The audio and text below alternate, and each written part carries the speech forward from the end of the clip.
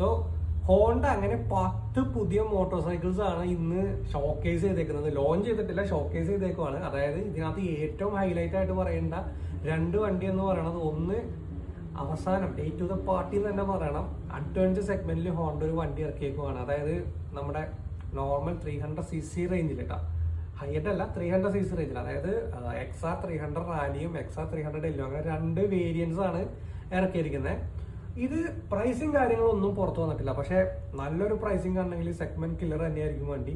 പിന്നെ ഏറ്റവും ഹൈലൈറ്റ് ആയിട്ട് പിന്നെ ഇറക്കിയേക്കുന്ന ഒരു വണ്ടി എന്ന് പറയുന്നത് അഡ്വഞ്ചർ 160 സ്കൂട്ടറാണ്.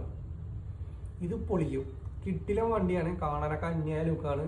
സോ ഇതിന്റെയും പ്രൈസും വേറെ ഡീറ്റെയിൽസ് കാര്യങ്ങളൊന്നും പുറത്തോട്ടില്ല. പിന്നെ വന്നേക്കുന്നത് വെച്ചാൽ അപ്ഡേറ്റഡ് മോഡൽസ് ഓഫ് നമ്മുടെ CB350 RS, പിന്നെ അതുപോലെ തന്നെ ഹൈനസ്, പിന്നെ നോർമൽ സ്വിഫ്റ്റ്, ഇതിൻ്റെയൊക്കെ ഒരു അപ്ഡേറ്റഡ് മോഡൽസും, പിന്നെ CB500 single cylinder 501cc single cylinder engine വെച്ചിട്ട് ഒരു ലോങ് സ്റ്റോക്ക് എഞ്ചിൻ വെച്ചിട്ട് ഒരു വണ്ടിയും കൂടിയാണ് ഇത് ഷോക്കേസ് ചെയ്തിരിക്കുന്നത്. ഒരു റെട്രോ ഫിനിഷിലാണ് കേട്ടോ വണ്ടി വന്നേക്കുന്നത്.